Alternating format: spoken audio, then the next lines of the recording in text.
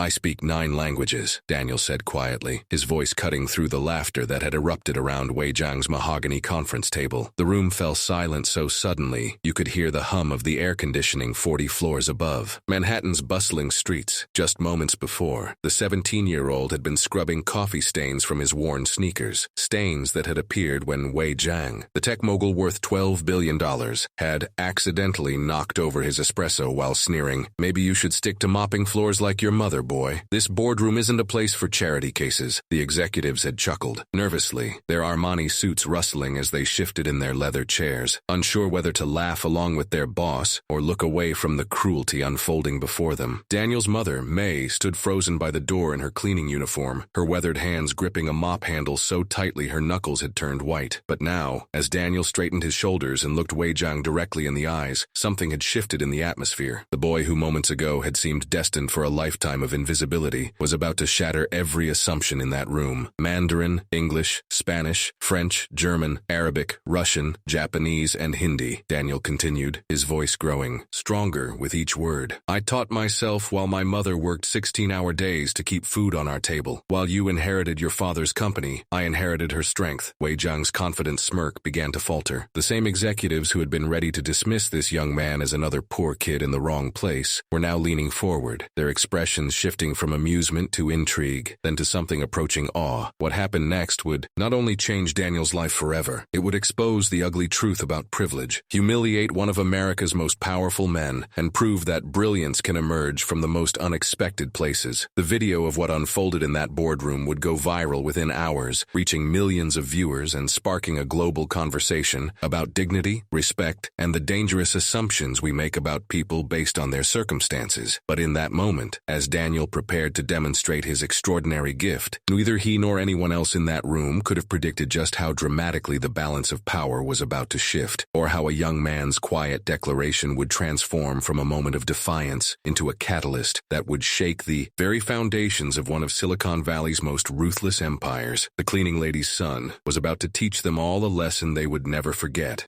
Daniel Chen had learned long ago that invisibility was a survival skill. At 17, he had perfected the art of moving through spaces where he didn't belong without drawing attention to himself. Today, however, as he stepped off the gleaming elevator onto the 42nd floor of Zhang Technologies' Manhattan headquarters, invisibility felt more like a prison than protection. The elevator doors whispered shut behind him, sealing him into a world of floor-to-ceiling windows, imported marble, and the kind of casual wealth that treated $100 lunches as pocket change. His mother, Mei Chen, had been cleaning these offices for 3 years, but this was Daniel's first time seeing where she spent her days, and nights, and weekends. "Stay close, and don't touch anything," Mei whispered in Mandarin, her accent thick with exhaustion. At 45, she looked older, her hands permanently stained from industrial cleaning chemicals, her back curved from years of bending over other people's messes. "Mr. Zhang is having an important meeting today. We need to be invisible." Invisible. There was that word again. Daniel nodded,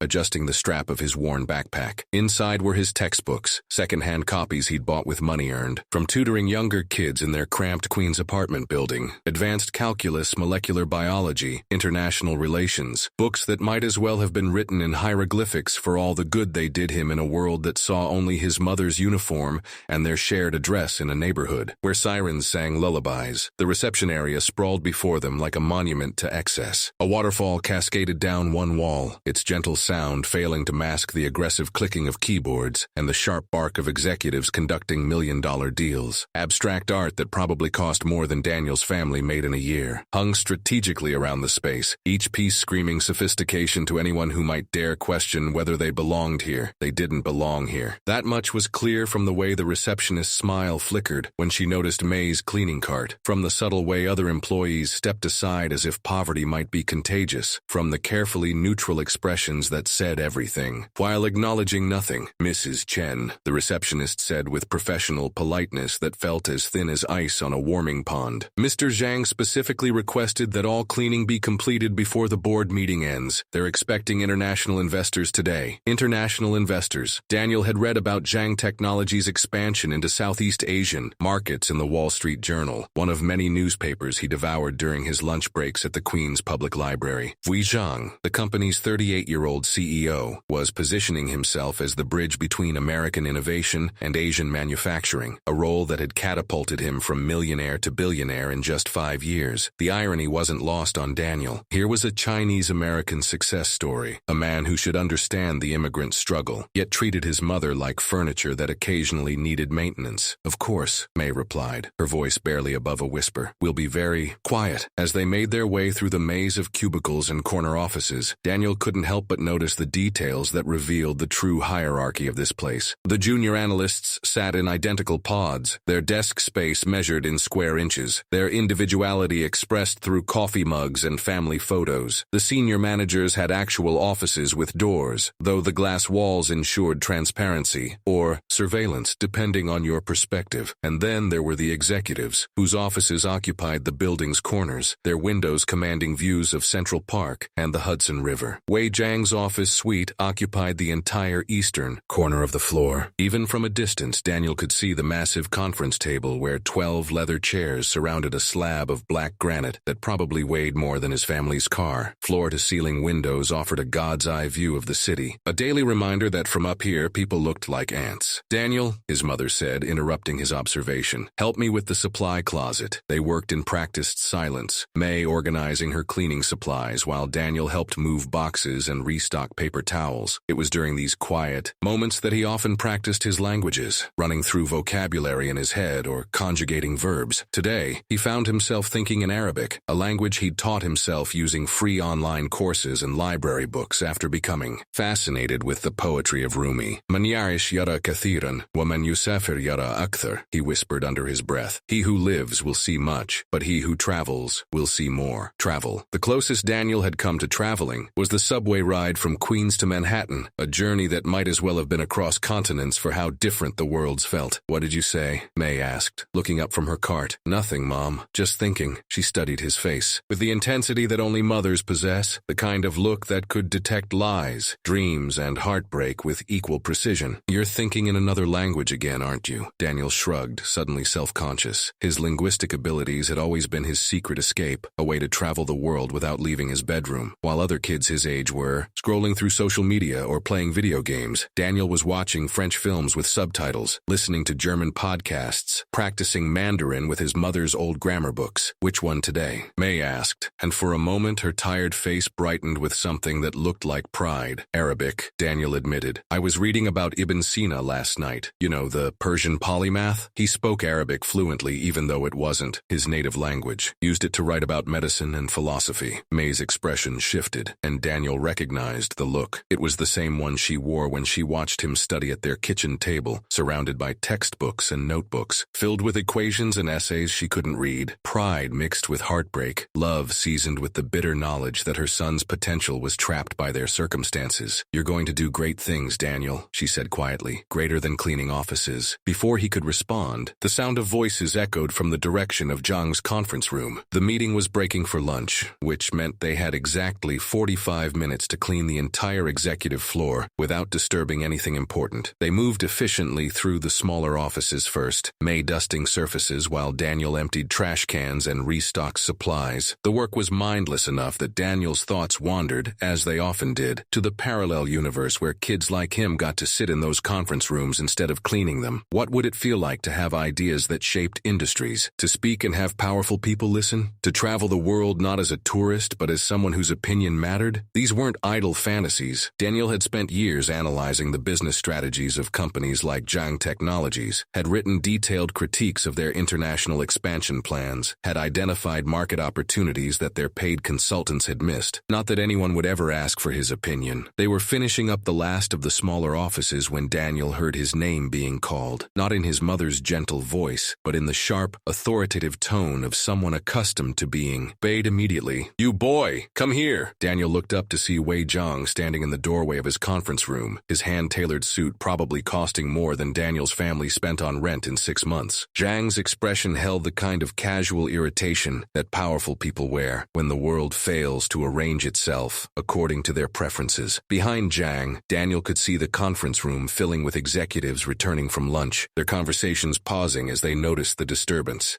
12 faces turned toward him, 12 sets of eyes that saw only what they expected to see. The cleaning lady's son, out of place and out of his depth. I said, "Come here," Zhang repeated, his voice carrying the edge of someone who had never been forced to wait for anything. May appeared at Daniel's elbow, her face pale with the kind of fear that comes from knowing exactly how quickly everything can be lost. "I'm sorry, Mr. Zhang," she said, bowing slightly in the traditional way that she'd never quite been able to abandon despite decades in America. "Daniel was just helping me. We'll be finished soon." "I didn't ask you," Zhang snapped, his gaze never leaving Daniel's face. "I asked him." The walk to the conference room felt like a march to execution. Daniel was acutely aware of his scuffed sneakers against the marble floor, the way his second-hand jeans contrasted with the handmade Italian shoes surrounding the conference table, the weight of expectation pressing down on him like a physical force. As he reached the threshold of the conference room, Daniel caught a glimpse of his reflection in the polished surface of the conference table. 17 years old, 5'8", with the kind of earnest face that teachers either loved or dismissed depending on their mood. His black hair was cut simply, a $15 job from the barber near their apartment, and his clothes were clean but clearly came from the discount rack at Target. He looked, in other words, exactly like what he was, a poor kid who didn't belong in this room. "Do you know who I am?" Zhang asked, settling into his chair at the head of the conference table with the lazy confidence of someone who had never questioned his right to occupy space. "Yes, sir," Daniel replied. "You're Wei Zhang, CEO and founder, Zhang Technologies. You started the company 7 years ago with venture capital funding, focusing initially on mobile applications before pivoting to enterprise software solutions. Your IPO 18 months ago raised $2.8 billion,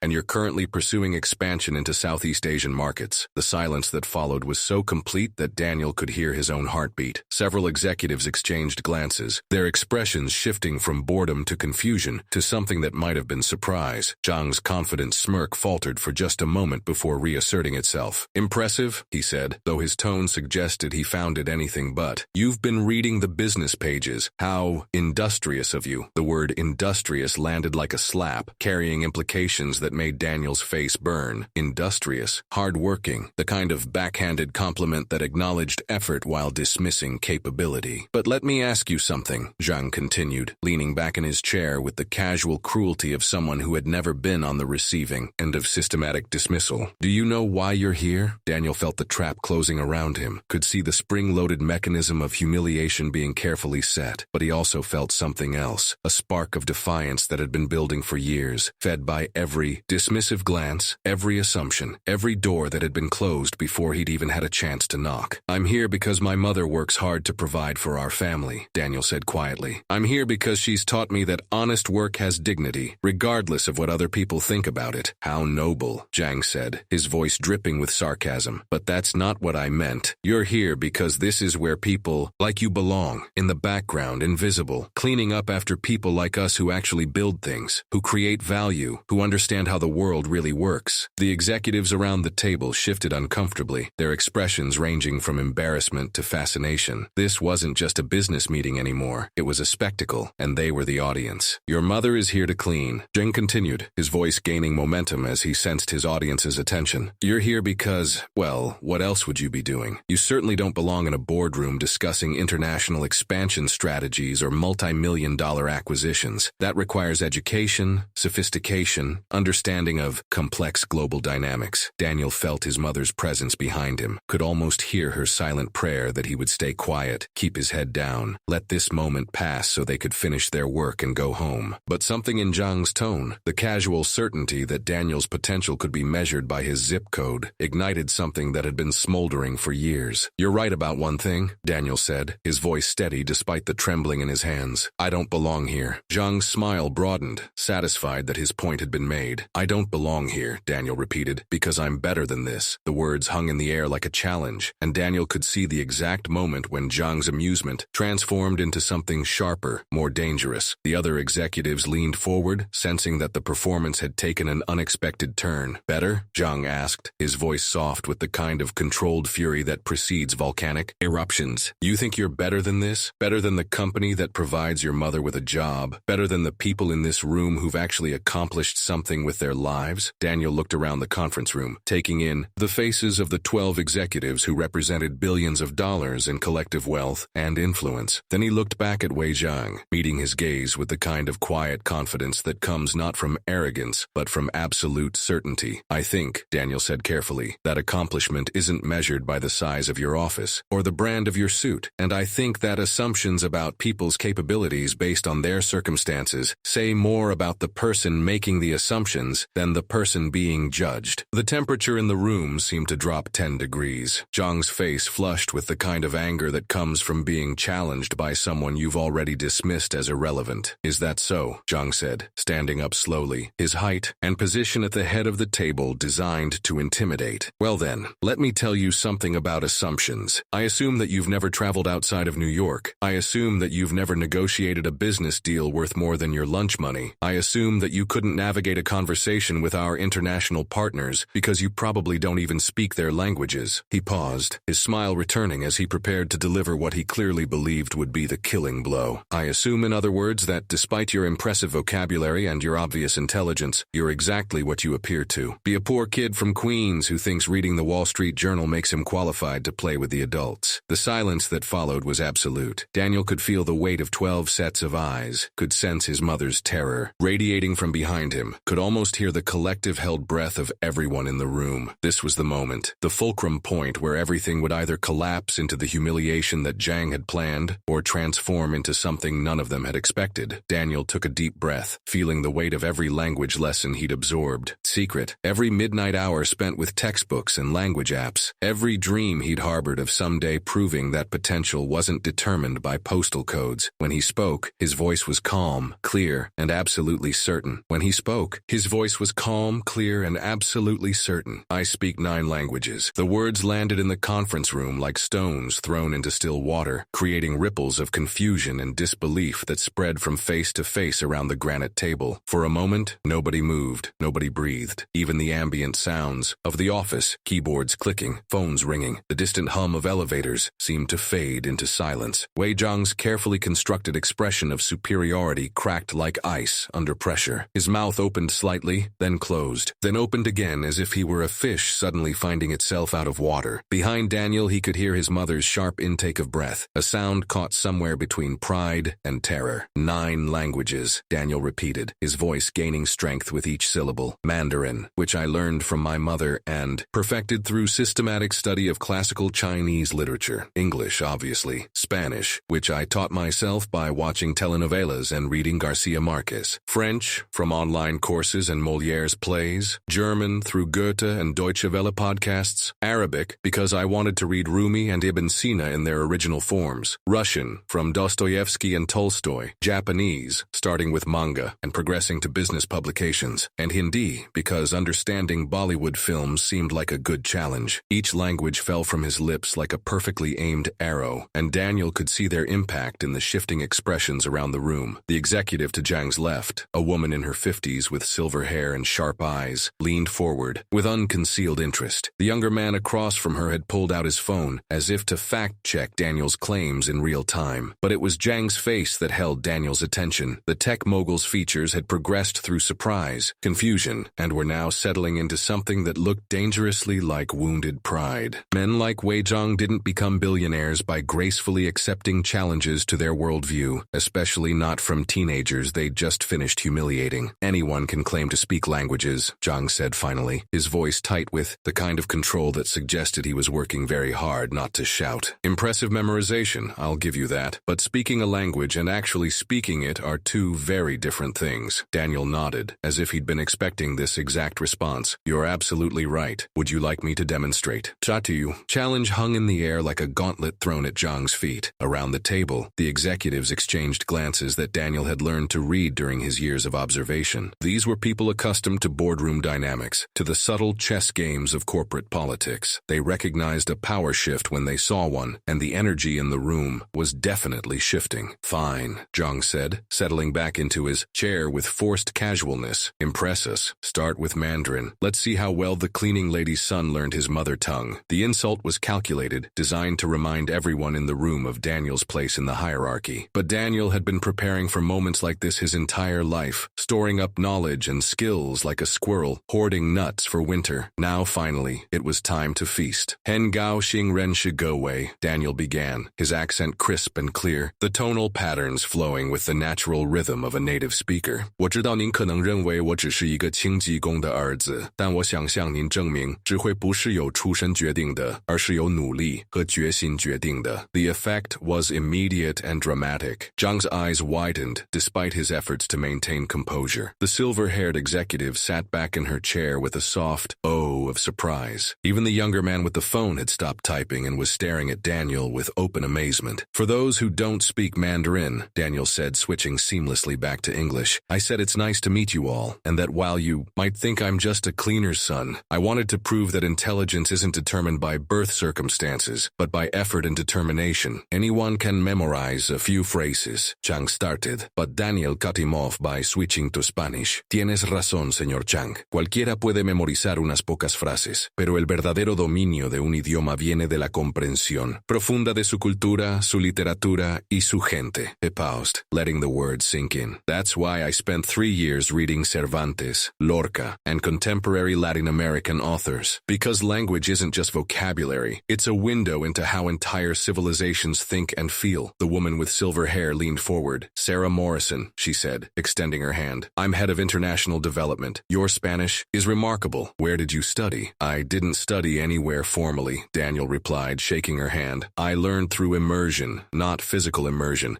since I've never left New York, but cultural immersion. I watched Mexican soap operas with Spanish subtitles, listened to Radio España online, participated in language exchange forums with native speakers from 12 different Spanish-speaking countries. Sarah Morrison's eyebrows rose. 12 countries? You can distinguish between regional dialects? Por supuesto, Daniel replied with a slight smile. Mexican Spanish has Aztec influences in both vocabulary and rhythm. Argentinian Spanish carries Italian intonations from immigration patterns. Colombian Spanish is considered the purest because Bogotá's isolation preserved certain colonial pronunciations. Shall I continue? Before Sarah could respond, another voice cut through the conversation. Try French. This came from a man Daniel hadn't noticed before. Tall, lean, with the kind of precise beard that suggested European sensibilities. His accent when he spoke carried the unmistakable authority of a native speaker. Jean-Luc Dubois, the man said. I'm here representing our Paris investors. If you truly speak French, prove it. Not textbook French, real French. Daniel nodded, respectfully. Bien sûr, Monsieur Dubois. Je comprends votre scepticisme. Beaucoup d'Américains prétendent parler français, mais ils ne maîtrisent que les bases superficielles. Permettez-moi de vous expliquer pourquoi j'ai choisi d'apprendre votre langue. He paused, gathering his thoughts, then continued in fluid French that carried none of the hesitation or awkward pronunciation that typically marked American attempts at the language. J'ai commencé par lire Les Misérables dans le texte original parce que je voulais comprendre la passion de Victor Hugo pour la justice sociale. Puis j'ai découvert Camus, et sa philosophie de l'absurde a résonné avec mon expérience de grandir entre deux mondes, celui de ma mère qui nettoie les bureaux et celui de mes livres où toutes les possibilités existent. Jean-Luc's expression had shifted from skepticism to something approaching amazement. Mon Dieu, he whispered. Your accent is nearly perfect. Where did you learn to pronounce the R so correctly? Daniel switched back to English, grinning slightly. YouTube videos of French news broadcasts. I spent about 6 months just practicing the pronunciation of arrondissement until I got it right. A ripple of laughter went around the table. Not mocking laughter this time, but the kind of appreciation that comes from witnessing genuine achievement. Even some of Zhang's executives seemed to be enjoying the demonstration, their earlier discomfort replaced by fascination. But Zhang himself was not laughing. If anything, his expression had grown darker as Daniel's display continued. The tech mogul had built his empire on being the smartest person in every room, and having that assumption challenged by a teenager, especially this teenager, was clearly not sitting well. Enough, Zhang said, his voice cutting through the budding admiration around the table. So you speak a few languages. Congratulations. But language is just parlor trick without substance. Can you discuss actual business concepts? Do you understand international market dynamics? Or are you just an exceptionally well-read janitor? The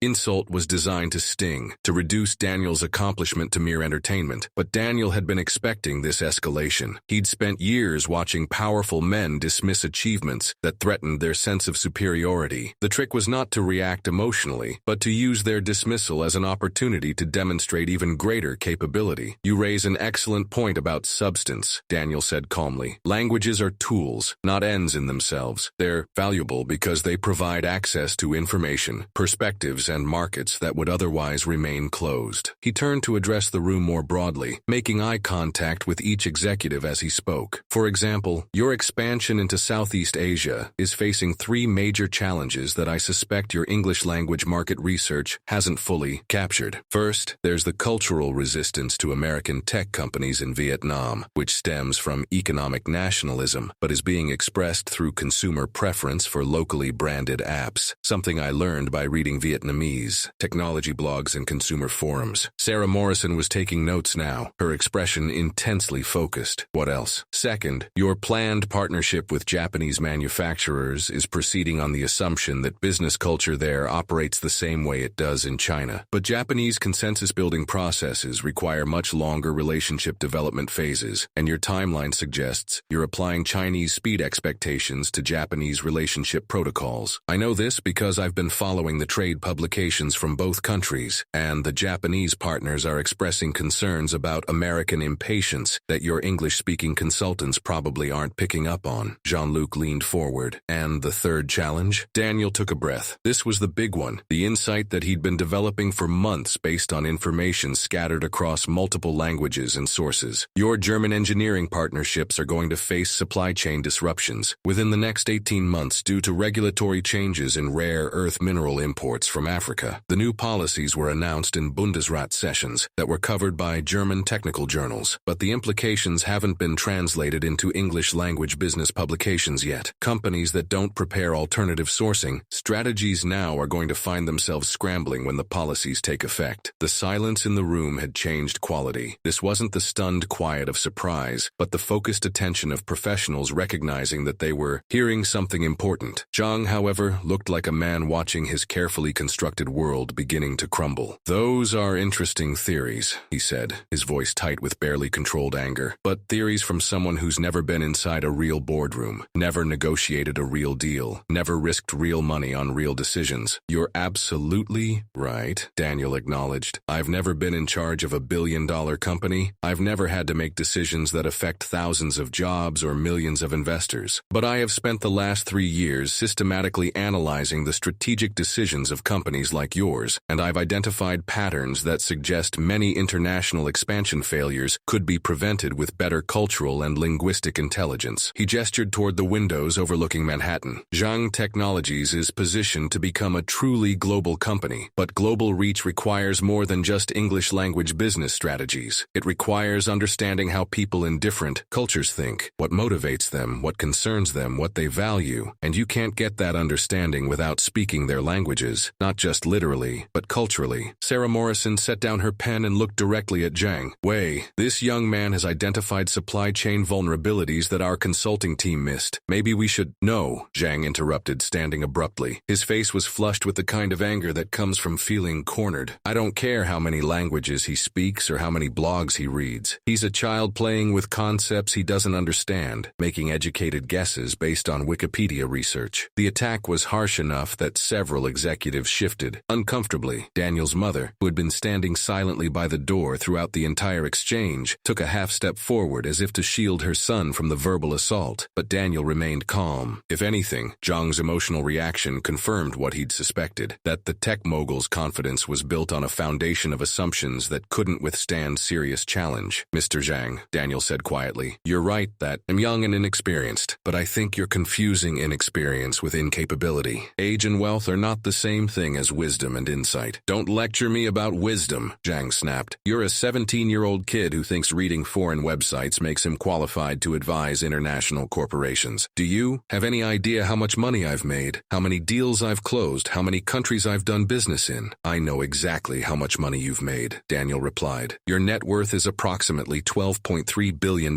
according to the most recent Forbes estimate. You've closed deals in 17 countries and speak business-level Mandarin and English, with conversational German that you learned during your MBA program at Wharton." Zhang's eyes narrowed. "How do you—" "Public information," Daniel said with a slight shrug. "Your interviews, company filings, university records that are available through alumni publications, the same kind of research any competent analyst would do before a business meeting." He paused, then added with devastating gentleness, "But knowing facts about someone's achievements isn't the same as understanding their character. And character, Mr. Zhang, isn't measured by net worth." The words hung in the air like a challenge that everyone in the room understood. This wasn't just about languages anymore, or even about business strategy. strategy. This was about fundamental questions of value and human worth, about what it meant to be successful and who had the right to judge others. Zhang's face had gone from red to pale, and his hands were clenched into fists at his sides. For a moment, Daniel thought the billionaire might actually lose control completely. Instead, Zhang smiled, the kind of smile that predators wear just before they strike. "You want to talk about character?" he said softly. "Let's talk about character. Character is what separates people who build empires from people who clean up after them.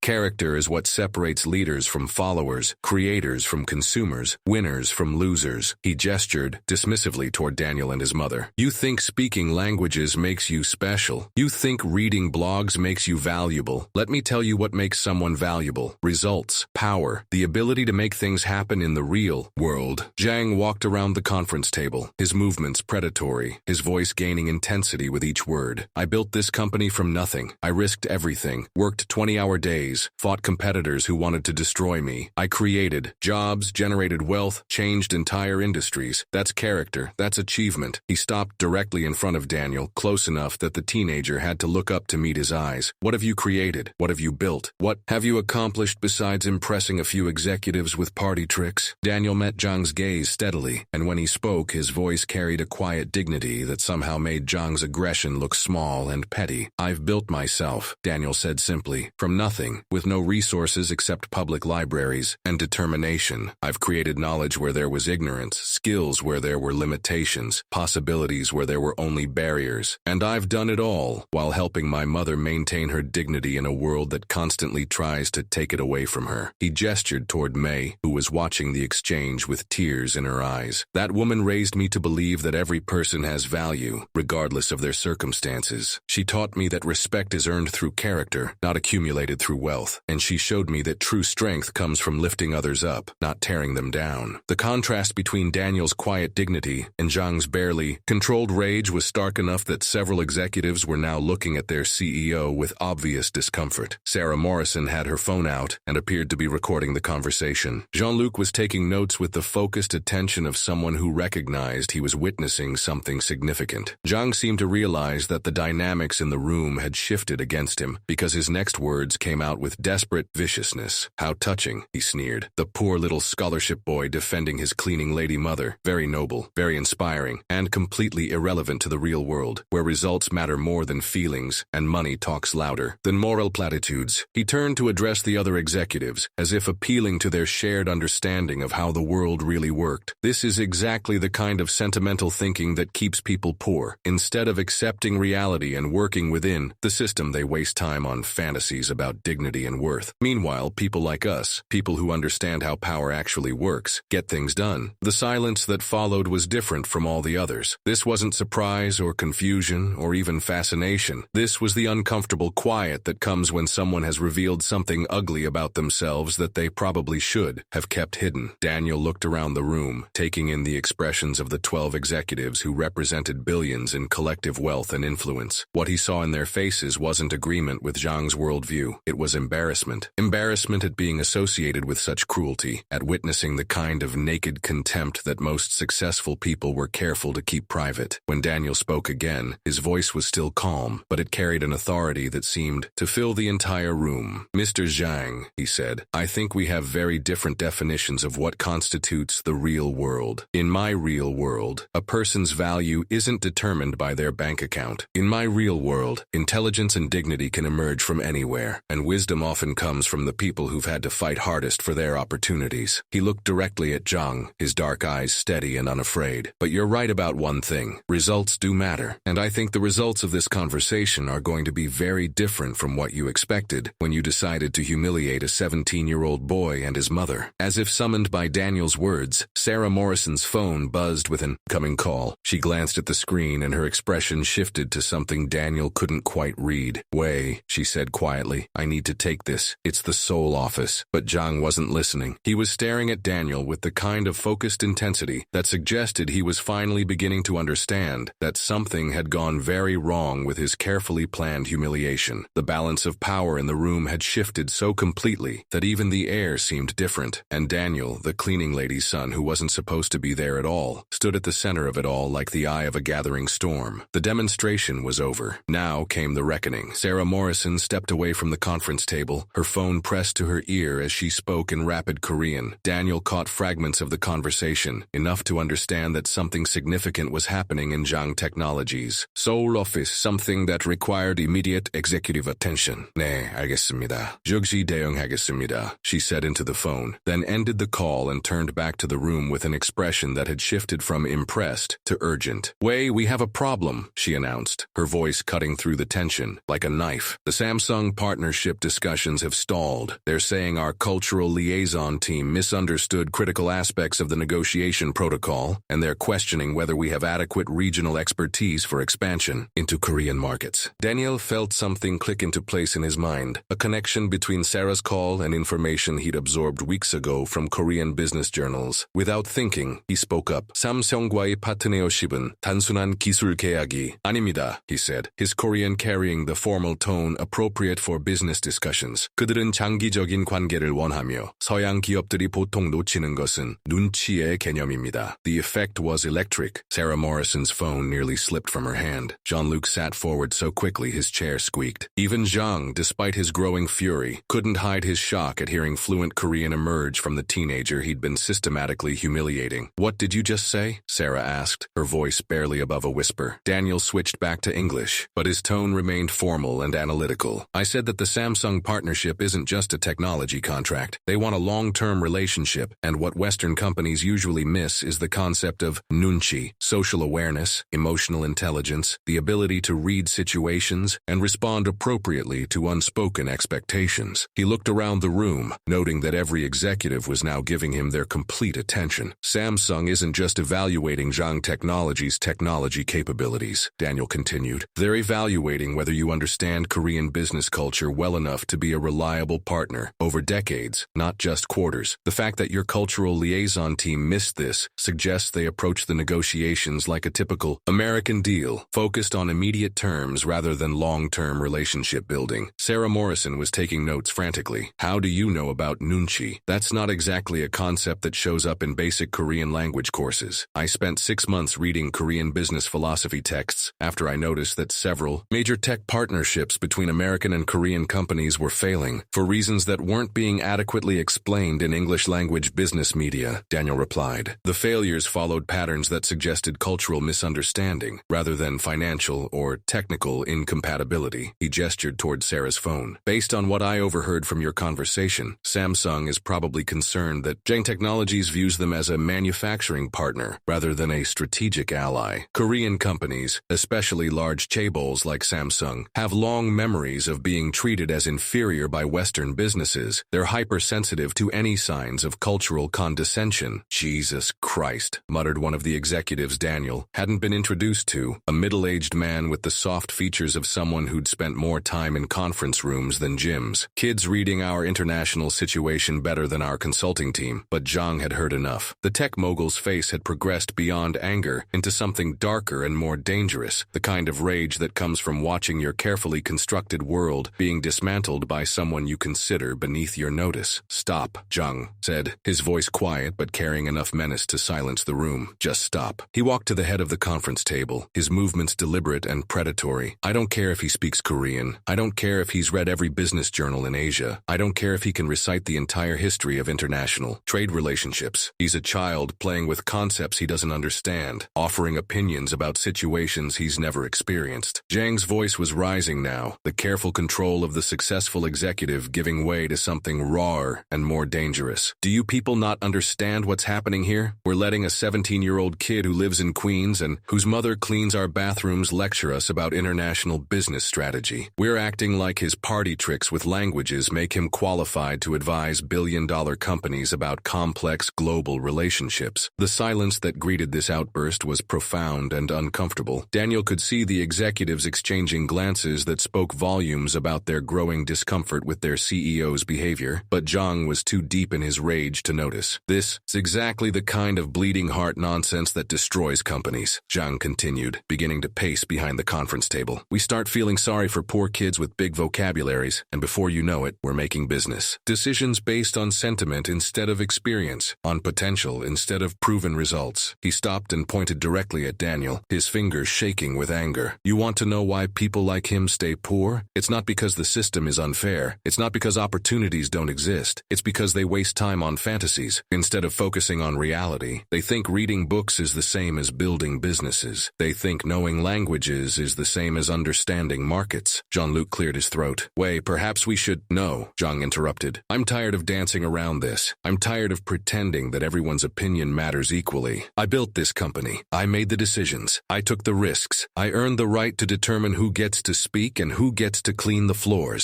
The ugliness of the statement hung in the air like a toxic cloud. Several executives looked genuinely shocked, as if they were seeing a side of their CEO that he usually kept hidden behind corporate politeness and strategic charm. Daniel watched Zhang's meltdown with a mixture of sadness and recognition. He'd seen this before, the desperate fury of powerful people when their assumptions were challenged, the way they lashed out when their sense of superiority was threatened. It was ugly, but it was also revealing. When Zhang finally finished his tirade, Daniel spoke into the silence with a voice that carried no anger, no defensiveness, just quiet certainty. Mr. Zhang, he said, you're right about several things. I am 17. I do live in Queens. My mother does clean offices for a living. I have no business experience, no executive training, no MBA from prestigious universities. He looked around the room, making eye contact with each executive as he spoke. But I think you're wrong about something fundamental. You seem to believe that wisdom and insight are distributed according to wealth and position. That understanding complex situations requires expensive education and corporate experience. That the ability to see solutions and identify problems is somehow restricted to people who've already achieved success. Daniel's voice remained calm, but it was gaining strength and authority with each word. I don't think that's how intelligence works. I think insight can come from anywhere, from people who've had different experiences, different perspectives, different challenges. I think some of the most important innovations in history have come from outsiders who saw problems and solutions that insiders missed because they were too embedded in existing systems. He gestured toward the windows overlooking Manhattan, toward the city where millions of people were working jobs that powerful men like Zhang barely acknowledged. There are brilliant people everywhere, Mr. Zhang. Brilliant people driving taxis, cleaning offices, working in restaurants, teaching in underfunded schools. People who might have insights that could transform your business if you were willing to listen to them instead of dismissing them based on their circumstances. Zhang's face was flushed with anger, but Daniel continued speaking with the same quiet dignity. You asked what I've accomplished, and I told you. I've built myself from nothing. But maybe that's not the right question. Maybe the question isn't what I've accomplished, but what I could accomplish if given the opportunity. What insights I might offer if you were willing to hear them. What problems I might solve if you trusted my intelligence instead of dismissing it. Daniel looked directly at Zhang, his dark eyes steady and unafraid. I think the real question, Mr. Zhang, is what you're afraid of. Because the way you're reacting suggests that my opinions threaten you in some fundamental way, and I can't figure out why that would be, unless you're not as confident in your own judgment as you pretend to be. The accusation hit its target. With surgical precision, Zhang's face went from flushed to pale, and for a moment he looked genuinely shaken. Around the table, the executives were watching this exchange with the focused attention of people witnessing something historic. The moment when traditional power dynamics were being challenged and possibly overturned. Sarah Morrison's phone buzzed again. She glanced at it, and her expression shifted to something close to alarm. Wei, she said urgently. I'm getting calls from 3 different international offices. Word is spreading about our cultural competency issues. Tokyo is asking for reassurance about our regional strategies. Frankfurt wants to schedule an emergency review of our European partnerships. She looked up from her phone, her face grave. It's like the entire international business community is suddenly questioning our global readiness. Daniel felt another puzzle piece click into place. The pattern was becoming clear, not just the immediate crisis, but the larger structural problems that Zhang Technologies was facing as it tried to expand beyond its American base. May I offer an observation? Daniel asked quietly. Please, Sarah said before Zhang could object. The calls you're receiving aren't coincidental. International business communities are interconnected in ways that American companies often underestimate. When Samsung expresses concerns about cultural competency, that information spreads quickly through networks of executives, investors, and analysts who work across multiple markets. Daniel stood up, moving to the whiteboard that occupied one wall of the conference room. Without asking permission, he picked up a marker and began sketching a diagram. Your international expansion strategy has been based on replicating American business models in foreign markets, he said, drawing interconnected circles and arrows. But each market has its own relationship networks, cultural expectations, and community communication patterns. When you fail to understand these dynamics in one market, it raises questions about your competency in all markets. He added more connections to his diagram, showing how information and influence flowed between different business communities. The Samsung situation isn't just about Korea. It's about whether Zhang Technologies understands global business culture well enough to be trusted with major international partnerships anywhere. And right now, the answer seems to be spreading through international networks faster than your PR department can control it. Jean-Luc was studying the diagram with intense focus. This is remarkably sophisticated analysis. Where did you learn about international business network dynamics? Harvard Business Review has published several case studies on global information flow patterns, Daniel replied. I cross-referenced those with sociological research on business community structures and ethnographic studies of corporate culture in different countries. The patterns are consistent across regions. Business communities function as extended family networks where reputation and trust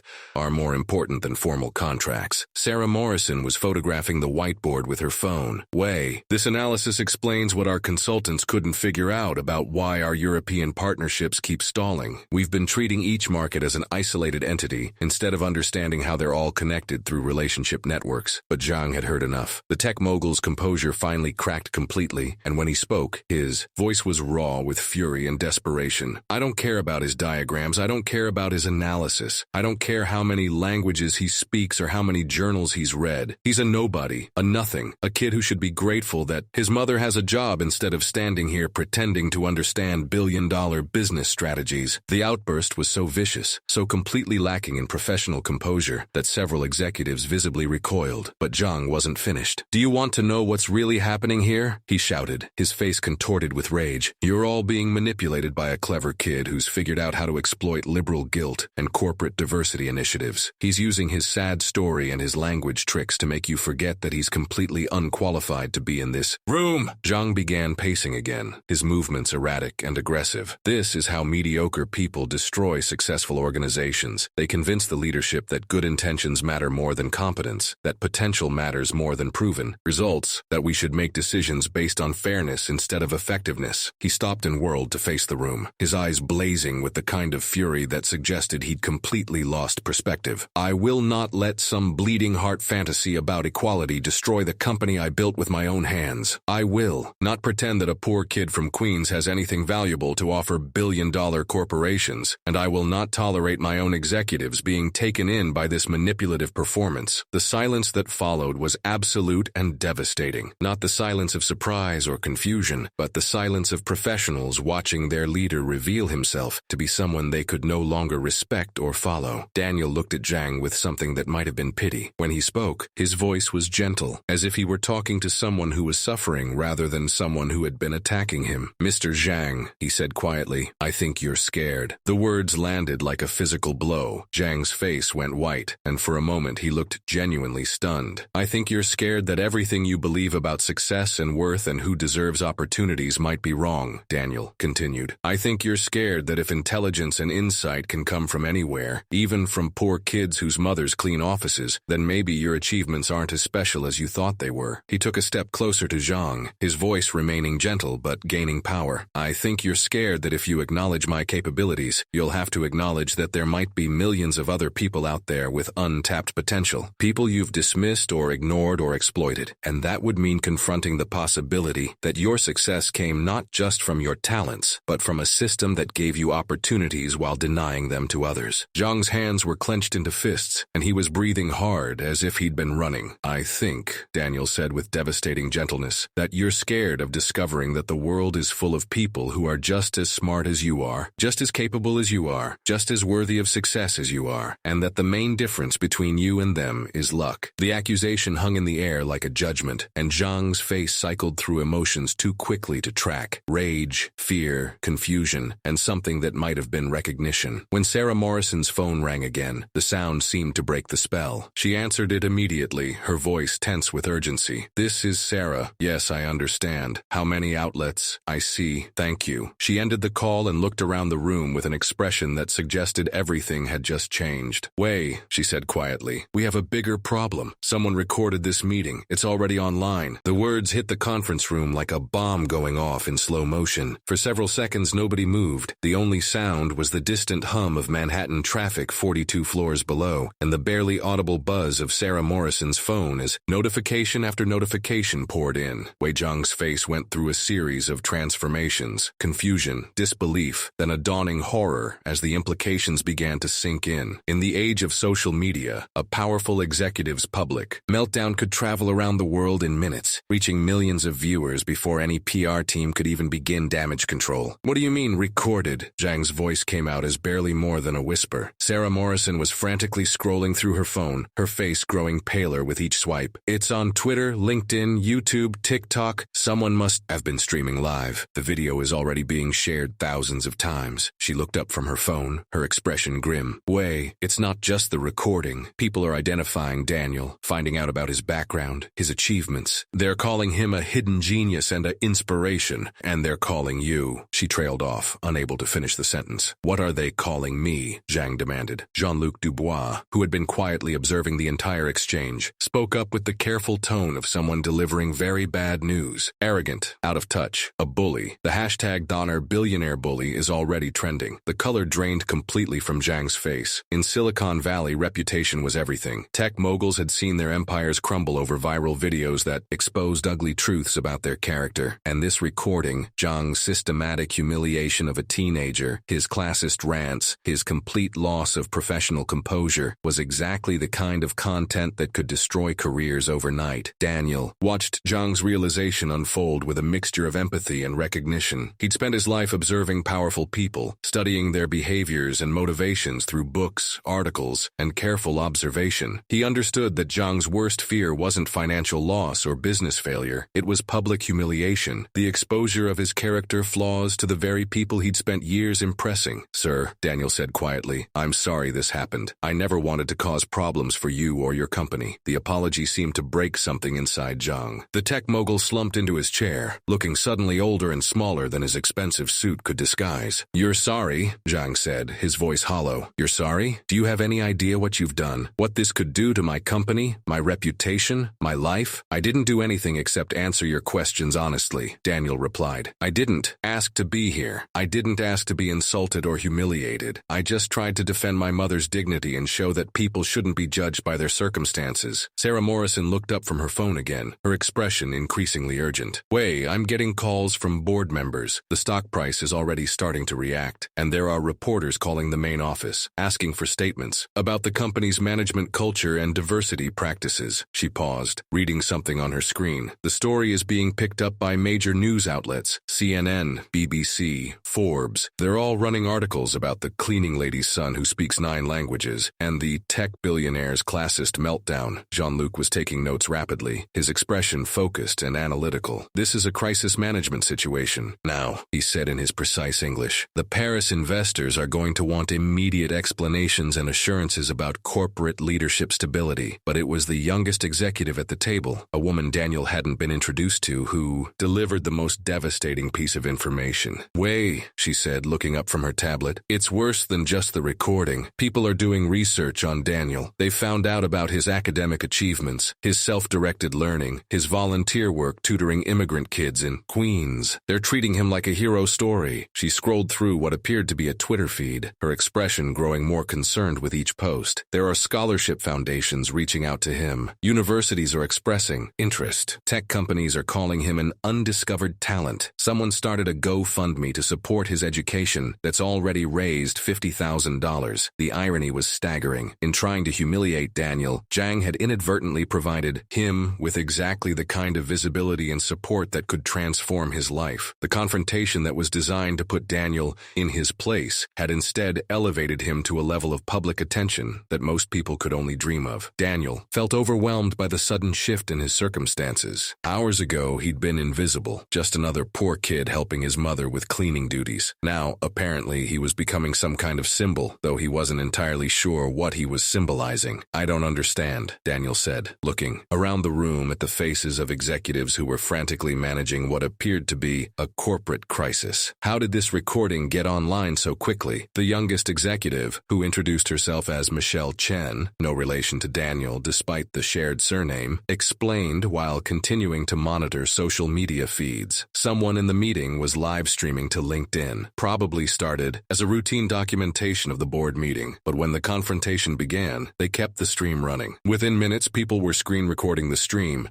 and sharing clips across every social media platform. She showed Daniel her tablet, where a video with the title, "Billionaire CEO Humiliates Cleaning Lady's Son, Then Gets Destroyed by..." Ingenious was already approaching 1 million views. The internet loves this kind of story, Michelle continued. Powerful person bullying someone powerless, only to have it backfire spectacularly. David versus Goliath, but with languages and business analysis instead of slingshots. Daniel watched a few seconds of the video, seeing himself from an outside perspective for the first time. What struck him was how calm and dignified he appeared, even as Zhang became increasingly aggressive and unprofessional. The contrast was stark and damaging. Daniel looked like a poised young scholar, while Zhang looked like an out-of-control bully. The comments are incredible, Michelle said, scrolling through the feed. People are sharing their own stories about being underestimated, about overcoming poverty, about the importance of education and dignity, and they're expressing a lot of anger about how you were treated. She paused, reading a particularly popular comment. This one has 10,000 likes. This kid has more class and intelligence in his pinky finger than this billionaire has in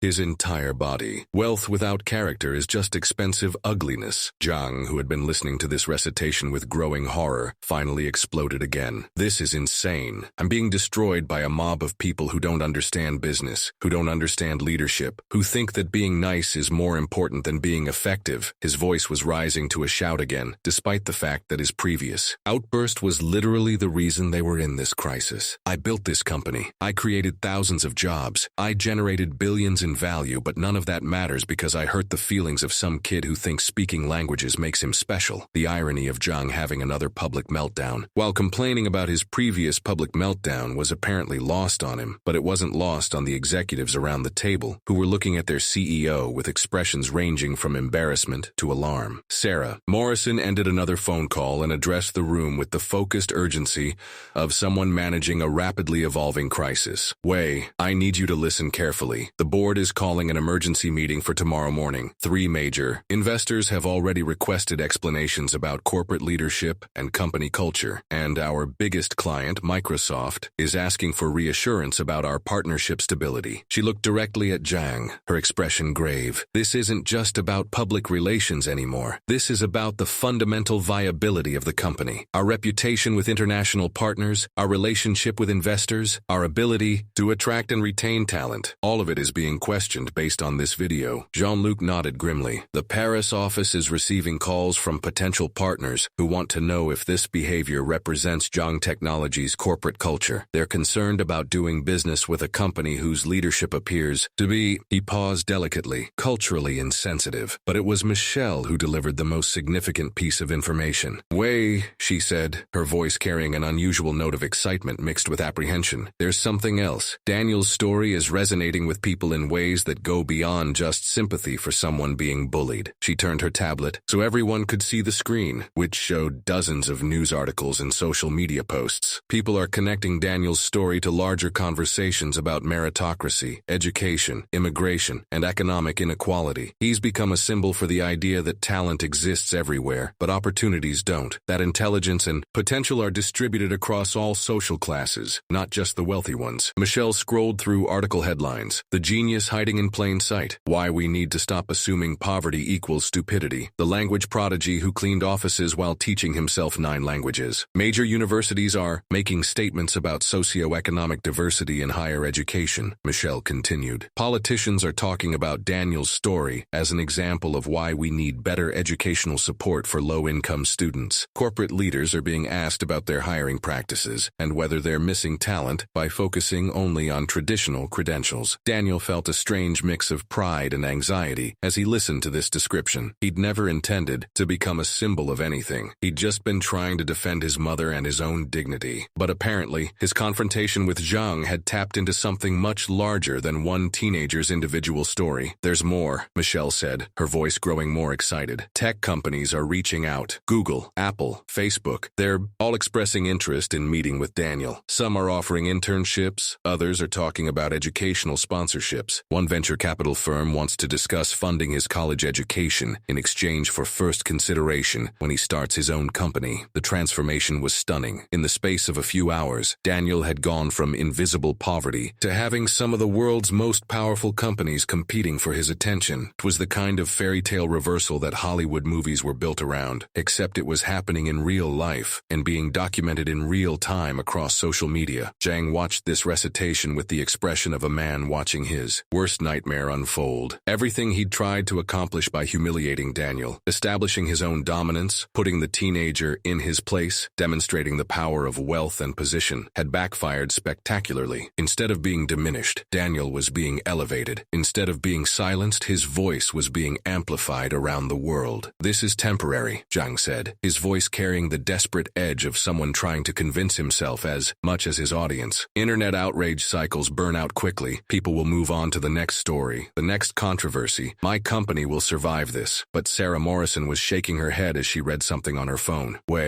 I don't think this is a normal outrage cycle. The story has legs because it connects to so many different conversations that people are already having. About education, about class, about recognizing talent wherever it exists. And Daniel isn't just a victim in this story. He's actively impressive in ways that make the video compelling to watch and share. She looked up from her phone with an expression that suggested she was about to deliver more bad news. The video has been viewed over 5 million times in the past 3 hours. It's been translated into multiple languages and is being shared internationally. The Chinese media is particularly interested because of the cultural dynamics between you and Daniel, a successful Chinese-American businessman, dismissing a working-class Chinese-American teenager. The international angle added another layer of complexity to Zhang's crisis. His behavior wasn't just being criticized in American contexts, it was being examined through cultural lenses that might view his treatment of Daniel as particularly shameful, given traditional Chinese values about respecting education and honoring family relationships. Jean-Luc was reading something on his own phone and his expression had grown very serious.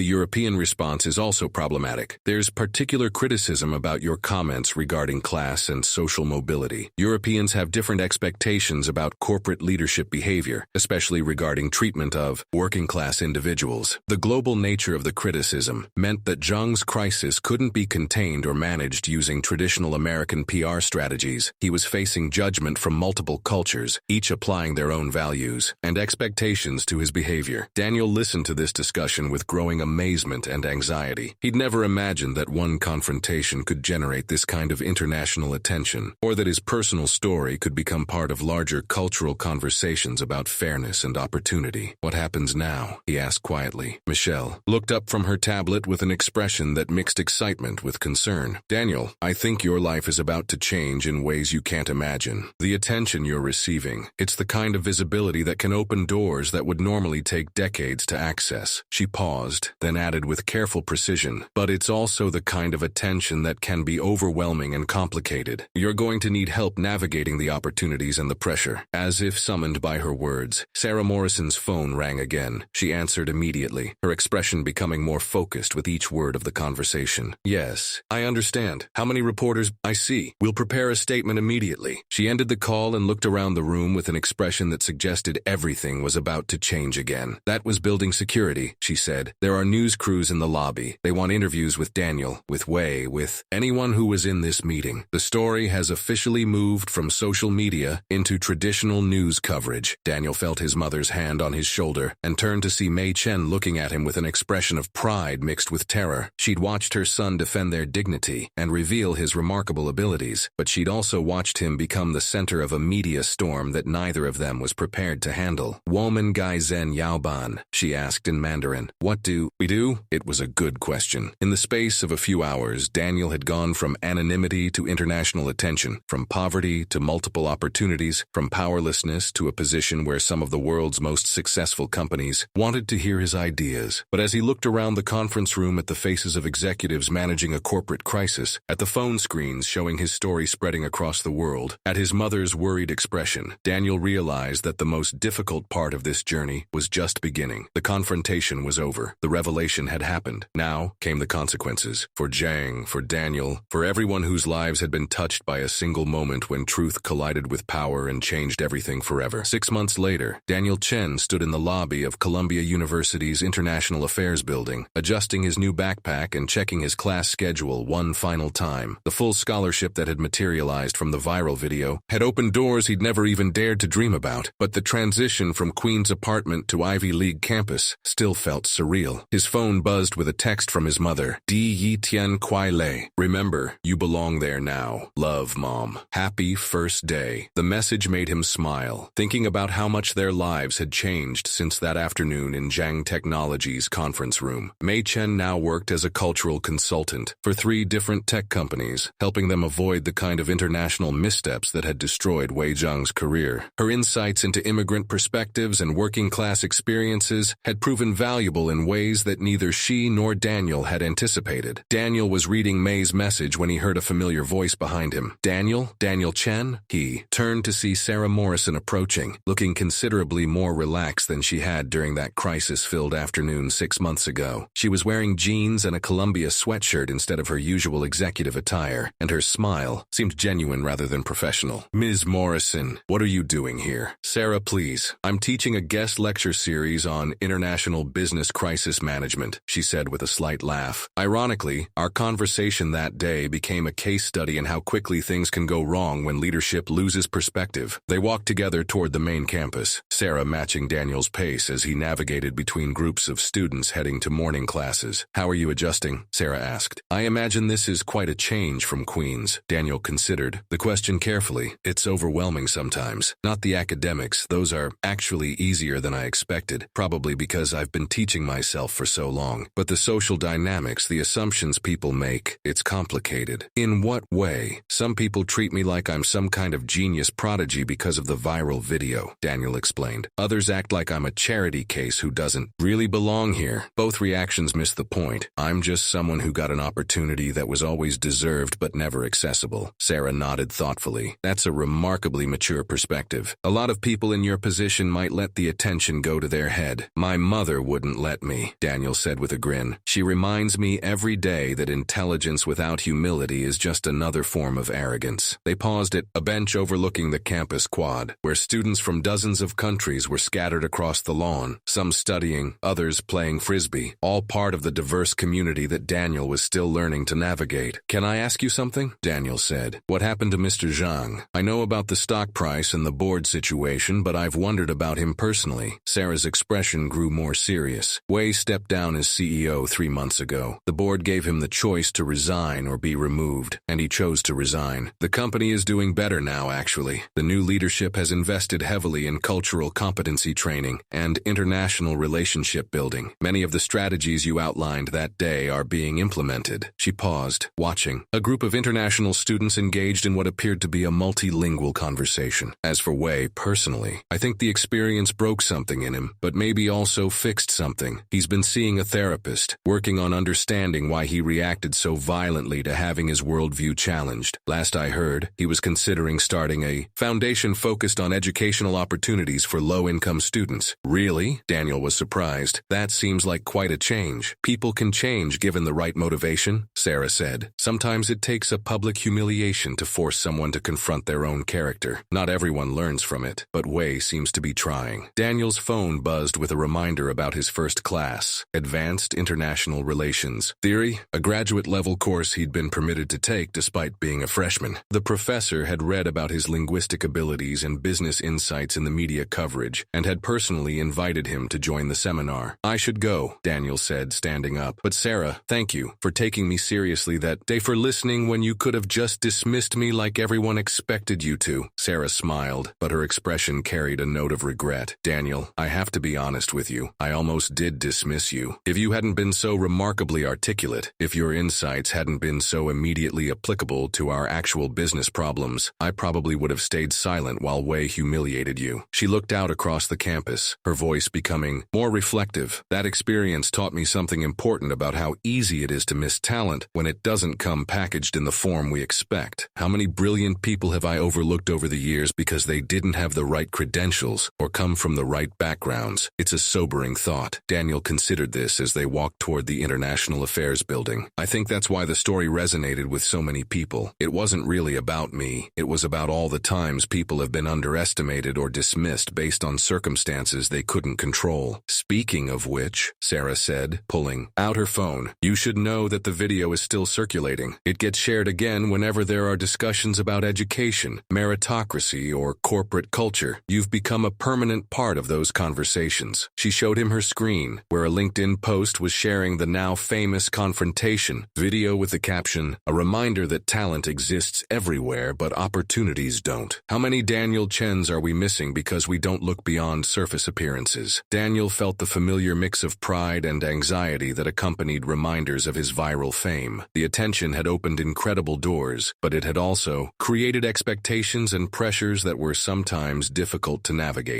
"The weirdest part," Daniel said as they reached the entrance to his building, "is how many people want to hire me or support my education because of that one confrontation. It's wonderful, but it also makes me wonder about all the equally talented people who never get that kind of visible moment." "What do you mean?" "There are probably thousands of kids in Queens alone who are just as smart as I am, who have just as much potential, but who will never get the chance to demonstrate it in a way that goes viral. Their talents will remain invisible because they don't have a billionaire to publicly argue with." Sarah's expression grew thoughtful. "So what are you going to do about that?" "I'm not sure yet," Daniel admitted. "Right now I'm focused on making the most of my own opportunities, but eventually, I think I want to find ways to identify and support other hidden talents, kids whose intelligence is camouflaged by their circumstances." They had reached Daniel's classroom, and through the windows he could see other students settling in for what promised to be a challenging seminar on global economic relationships. "That sounds like a worthy goal," Sarah said. "And speaking of opportunities, I wanted to let you know that Zhang Technologies, under its new leadership, has started an internship program specifically designed to recruit talent from non-traditional backgrounds. If you're interested next summer, I'd like that," Daniel said immediately. "It would be interesting to see how the company has changed." As Sarah walked away and Daniel entered his classroom, he reflected on the strange journey that had brought him from a Queens apartment to Columbia University. The viral confrontation had been traumatic and overwhelming, but it had also revealed something important about how the world worked and how it could work differently. The professor, Dr. Elena Vasquez, greeted Daniel with a warm smile as he took his seat among graduate students who were several years older than him. "Mr. Chen," she said, "I've been looking forward to having you in the seminar. Your insights into international business culture dynamics should add a valuable perspective to our discussions." As the class began, Daniel found himself thinking about the complex chain of events that had led him here. Wei Jiang's arrogance and cruelty had inadvertently created the exact opportunity that Daniel needed to transform his life. The humiliation that Jiang had intended to inflict had instead elevated Daniel to a position where his talents could finally be recognized and developed. But more than that, the confrontation had sparked broader conversations about talent, opportunity, and the dangerous assumptions that society makes about people based on their circumstances. Daniel received emails regularly from students, parents, and educators who said that his story had inspired them to look more carefully for hidden potential in unexpected places. During a break in the seminar, Daniel stepped outside to call his mother. "Mama, how's the consulting work going?" "Very good," May replied in English that had grown more confident over the past 6 months. "Today I helped a company understand why their advertising campaign was failing in immigrant communities. They were using language that seemed respectful to English speakers, but felt condescending to people who actually came from those cultures." Daniel smiled, thinking about how his mother's decades of invisible labor had suddenly become visible and valued. The same cultural insights that she'd developed while cleaning offices for wealthy families were now being sought out by companies trying to connect with diverse markets. "Daniel," May continued, "I want to tell you something important. You know I'm proud of your achievements, your education, all the opportunities you've received." "I know, Mom. But I'm most proud of how you've handled the attention. You could have become arrogant, could have forgotten where you came from. Instead, you've remembered that intelligence is a gift that should be used to help others, not to make yourself feel superior." The observation hit Daniel deeply, reminding him of the lesson that had been at the heart of his confrontation with Zhang, that true worth wasn't measured by achievement or recognition, but by character and how you treated others. "I learned that from you," Daniel said. "You showed me every day that dignity comes from how you carry yourself, not from how other people see you." When Daniel returned to the seminar, Dr. Vasquez was beginning a discussion about cultural competency in international business, a topic that felt particularly relevant given his recent experiences. "Mr. Chen," Dr. Vasquez said, "given your unique background, would you share your thoughts on how companies can better identify and address cultural blind spots in their global strategies?" Daniel looked around the seminar table at his classmates, future diplomats, business leaders, and policymakers who would shape international relationships for decades to come. 6 months ago, he would never have imagined being in this room, let alone being asked to share his insights insights with people whose careers would influence global affairs. "I think the most important thing," Daniel said, choosing his words carefully, "is recognizing that cultural competency isn't just about avoiding mistakes. It's about finding opportunities. When companies dismiss or undervalue perspectives that don't come from traditional sources, they miss insights that could give them significant competitive advantages." He thought about his mother's consulting work, about the patterns he'd identified in Zhang Technology's international problems, about all the brilliant people whose talents remained hidden because they didn't have access to the right platforms. The same assumptions that cause companies to misunderstand foreign markets also cause them to miss talent in their own communities. Daniel continued, "If you can't recognize intelligence when it comes from unexpected places domestically, you're probably going to struggle to understand it when it comes from unfamiliar cultures internationally." Dr. Vasquez nodded approvingly. "That's a fascinating connection between domestic diversity and international competency. Can you elaborate on how companies might address both challenges simultaneously?" As Daniel began to answer, he felt a sense of coming full circle. The same analytical skills that had gotten him in trouble with Wei Zhang were now being valued and developed in one of the world's premier academic institutions. The same perspectives that had been dismissed as worthless were now being sought out by professors and classmates who recognized their value. But more importantly, Daniel realized that his story was just beginning. The viral confrontation had been a moment of revelation, but it had also been a moment of responsibility. He'd been given opportunities that most people in his circumstances never received, and that gift came with an obligation to use those opportunities not just for personal advancement, but for systemic change. After class, as Daniel walked across Columbia's campus toward the subway that would take him back to Queens to have dinner with his mother, he thought about Wei Zhang. The man who had tried to humiliate him had inadvertently given him the greatest gift possible, the chance to prove that talent could come from anywhere, and that assumptions about worth based on circumstances were not just wrong, but dangerous. Daniel pulled out his phone and composed a message he'd been thinking about for months. "Mr. Zhang, I wanted to let you know that I don't hold any grudges about what happened. I hope you're doing well and finding ways to use your experience to help others. If you ever want to discuss your foundation idea for educational opportunities, I'd be happy to share some thoughts." Daniel. He hesitated for a moment, then sent the message. Forgiveness wasn't about forgetting or excusing harmful behavior. It was about refusing to let that behavior define the future. Wei Zhang had taught Daniel an important lesson about the dangers of arrogance and prejudice, even if that hadn't been his intention. As the subway carried Daniel back to Queens, he reflected on the strange journey that had brought him from invisible poverty to visible opportunity. The viral video had changed his life in ways he was still discovering, but the most important change wasn't external. It was the knowledge that his voice mattered, that his perspectives had value, that intelligence and dignity could triumph over prejudice and power. The cleaning lady's son was going to change the world, not through viral confrontations or public humiliations, but through the patient work of proving, day by day, that talent exists everywhere and deserves to be recognized, developed, and celebrated, regardless of where it comes from. And somewhere in Manhattan, Wei Zhang sat in his empty corner office, packing up the last of his personal belongings and reading a text message from a teenager who had just offered him something he didn't deserve but desperately needed: a chance at redemption. Daniel's story proves that intelligence isn't limited by zip codes, and talent doesn't come with a price tag. But here's what I want to know. How many Daniel Chens are hiding in plain sight around you right now? Think about it. That quiet kid in your class who always has the right answers but never speaks up. The barista who switches effortlessly between 3 languages while taking your order. The janitor who you've never actually had a conversation with. What extraordinary abilities might they possess that the world has never seen? Wei Zhang's biggest mistake wasn't just bullying Daniel. It was assuming that worth could be measured by wealth, that intelligence was distributed according to privilege. But Daniel's triumph wasn't just about speaking 9 languages or analyzing international markets. It was about refusing to let someone else's prejudices define his potential. Here's my challenge for you. This week, have a real conversation with someone you might normally overlook. Ask about their dreams, their skills, their stories. You might discover that genius doesn't always wear expensive suits or carry prestigious degrees. And if you're someone who feels invisible, who believes your talents don't matter because of where you come from, Daniel's message is for you. Your circumstances don't determine your capabilities. Your current position isn't your final destination. What did you think of Daniel's approach? Should he have stayed quiet to avoid confrontation? Or was he right to speak up? Have you ever been in a situation where someone underestimated you based on appearances? Drop your thoughts in the comments below. Share this story story with someone who needs to hear that their potential matters, regardless of their background. And remember, the next time someone tries to put you in a box based on your circumstances, you have every right to break out of it. Because intelligence speaks every language, including the language of dignity. Hit that subscribe button if you believe talent deserves recognition, no matter where it comes from. Your support helps us share more stories that challenge assumptions and celebrate human potential. What language would you want to learn next? Let us know below.